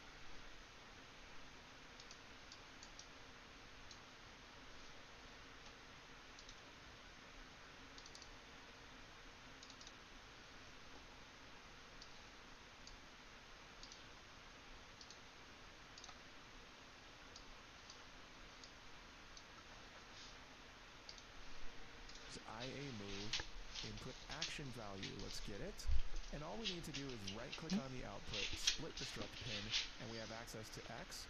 We can plug that into the blend space input X, and we have access to the Y, which can go into input Y.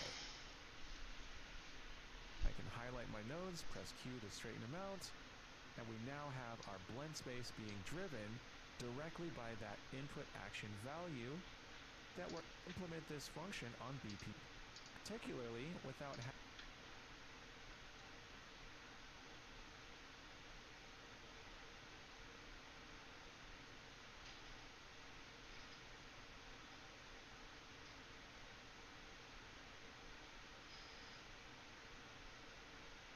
having our animation blueprint depend on specific classes. Blueprint to dry, which can function.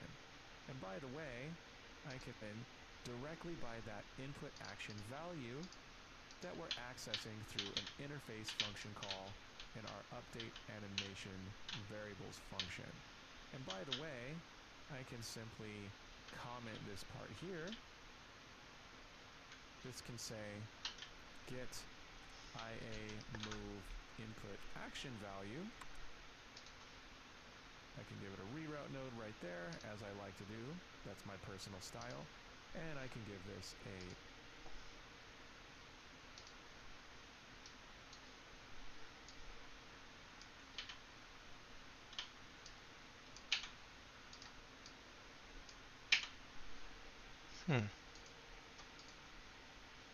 this can to input Y.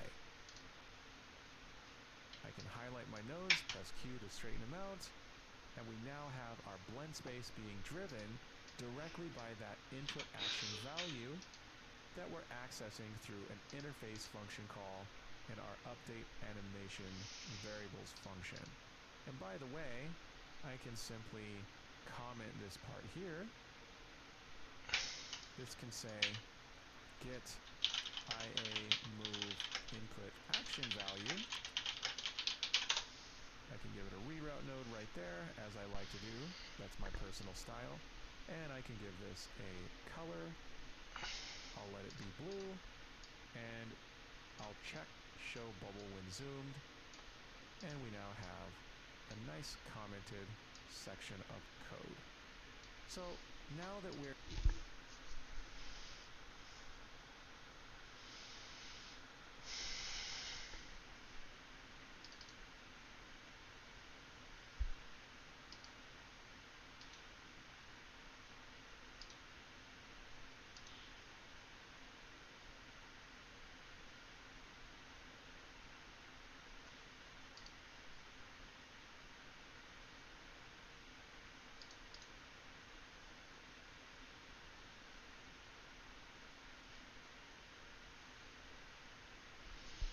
So the interface on kicks that's added, I'm tying into that interface, I'm getting these input values, and over here, driving our pose with our flying state machine.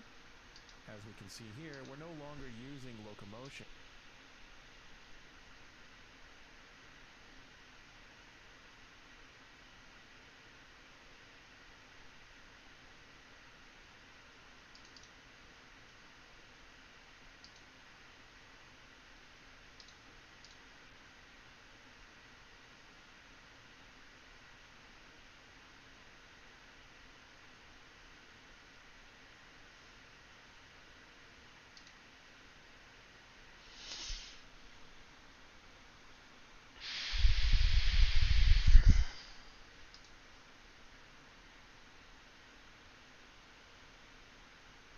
so kicks is defining that variable, it's using that interface on kicks, I'm tying into kicks and the character, I'm getting the variables coming out.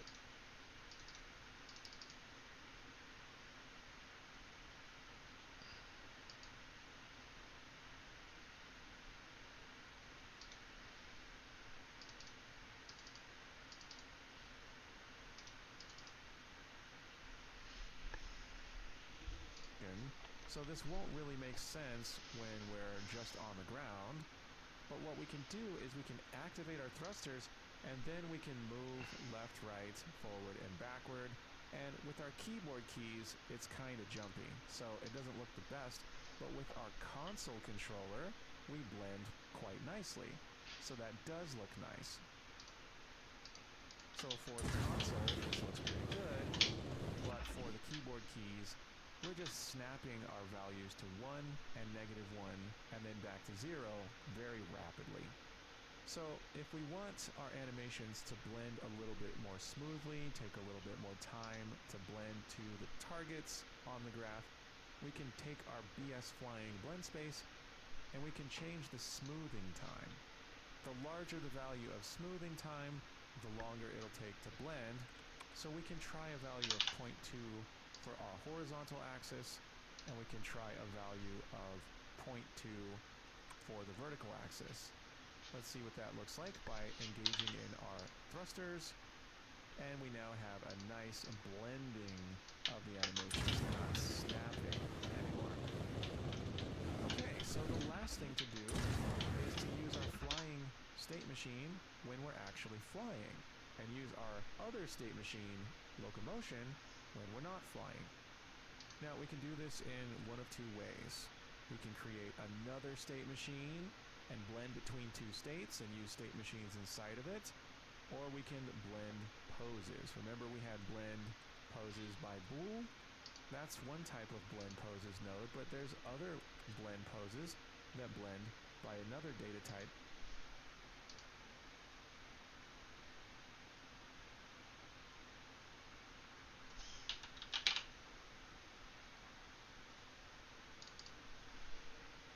Called an enum.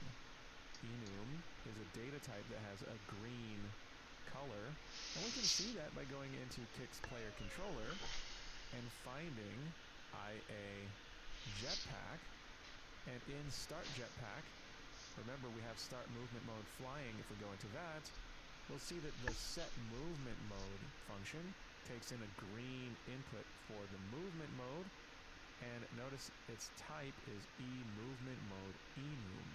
Enum stands for enumeration, and enums have several possible values. We'll learn more about enums when we create our own later, but we can access the movement mode as an enum from the movement component. So in our animation blueprint, we can right click, we can blend poses by, and we can find the e-movement mode, and there's a blend poses by e-movement mode. And what this does is it takes in a value for this enum and gives us the ability to blend between different poses based on the value of that enum. So I'm going to hold Alt and break this wire, and our output pose will now get this animation pose from the blend poses node, and we can add input pose pins for the different possible values of the e-movement mode enum type. By right clicking and adding a pin at the bottom, we have the different types. So I'm going to add the movement modes that we're interested in, namely walking, and now we have a walking pose. And I'll also right click and add flying. We'll have the flying pose, but also notice that there's a falling movement mode. So that's a separate movement mode from walking. So we need the falling pose as well. And our falling pose is going to get our locomotion state machine just like our walking pose. So really I want flying to be last. So I'm going to right click on falling pose, remove that pose, right click on flying pose, remove that pose, and right click on the node and add falling right after walking, and then we'll have flying last. And the default pose is what will be returned by this node if our enum value passed in is something that's not covered here. So we have a couple things to do. One is we need to pass in an enum value to this node so it knows which pose to blend to, and next we need to hook up poses to the inputs. So first, let's get our movement mode enum. We can do that by going back to our event graph, back to update animation variables, and we can get our character movement component here. So I'm going to get our character movement variable, and we can get the movement mode from this with get movement mode.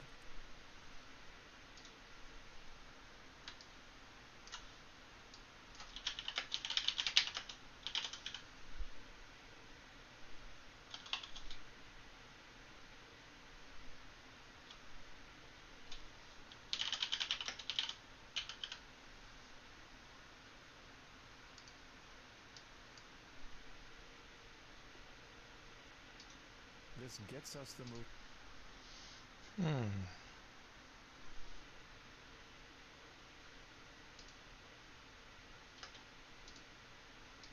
We can do that component here. So I'm going to get our character movement variable, and we can get the movement mode from this with get movement mode.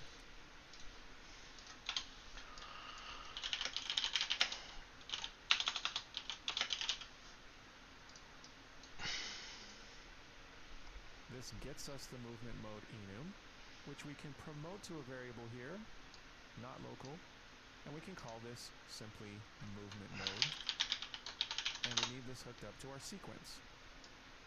So we'll hook this up. I'll go ahead and give it a reroute, comment it, and say store movement mode.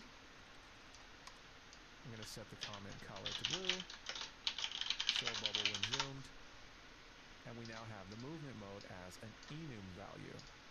And we can use that back in our anim graph by plugging it into blend poses by movement mode.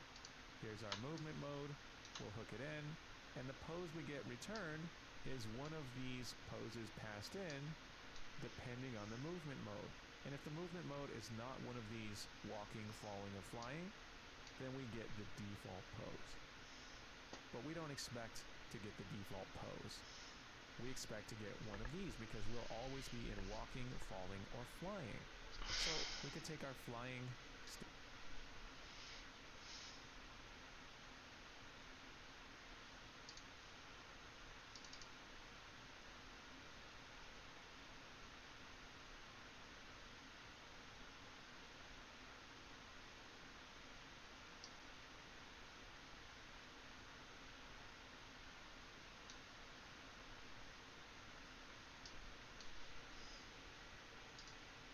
And next we can do that by going back to our event graph, back to update animation variables, and we can get our character movement component here. So I'm going to get our character movement variable, and we can get the movement mode from this with get movement mode. This gets us the movement mode enum, Right. which we can promote to a variable here. Just built into the character movement component. Get returned is one of these poses passed in depending on the movement mode. And if the movement mode is not one of these walking, falling, or flying, then we get the default pose. But we don't expect to get the default pose. We expect to get one of these because we'll always be in walking, falling, or flying. So we can take our flying state machine and plug it in to flying pose. And we can take our locomotion state machine and plug it in to walking pose. But there's a problem. We can't plug it into both. If I plug it into falling pose, then it breaks the pin to walking pose. So how do we use the same pose for two different nodes? Well, to do that, we can take our locomotion state machine. I'm going to break that wire. And we can cache it. This is like storing it in a variable, but this is for animation poses. What we do is we drag off, we type cache, C-A-C-H-E, and we select new save cached pose, and this caches the pose for this particular frame from this locomotion state machine. So I'm going to call this cached underscore locomotion.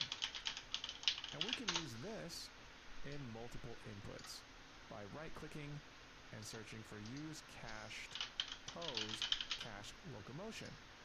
And we can hook that into walking, and we can duplicate the node with Control D and hook the duplicate into the falling pose. So now we're blending between these poses based on our movement mode enum. Now if movement mode is not walking, falling, or flying, we'll get default pose, which doesn't have a pose hooked in. If we compile, we get a note that says default pose was visible but ignored, and that would just mean that Kix would be stuck in this A pose here. If you really wanted, you can hook up another copy of the cache locomotion into default, but we'll never get default. If we do, that's a problem that we should come in and fix. So anyway, we can now blend poses based on our movement mode. So let's go back and make sure that we can run around on the ground, which we can, and we can use our jetpack, which now makes us fly and use those flying animations, which is great. Now we can remove that pesky print string, which we added to Kix player controller in our event graph right here for IA move. I'm going to go ahead and remove that. Now we have some really great movement, especially when we're using the console controller. As you can see, things are nice nice and smooth. We can walk, we can run, we can jump, and we can use our jetpack. And as soon as we stop using the jetpack, we fall. And if I'm facing kicks with my camera looking behind kicks, and I start my jetpack, we get a smooth transition. Kicks will rotate to face our controller rotation like this. So it doesn't just snap towards the control rotation, which is nice. And our blend space 2D is looking quite good. Everything is looking really, really good. This is great. Excellent job. And I'll see you in the next video.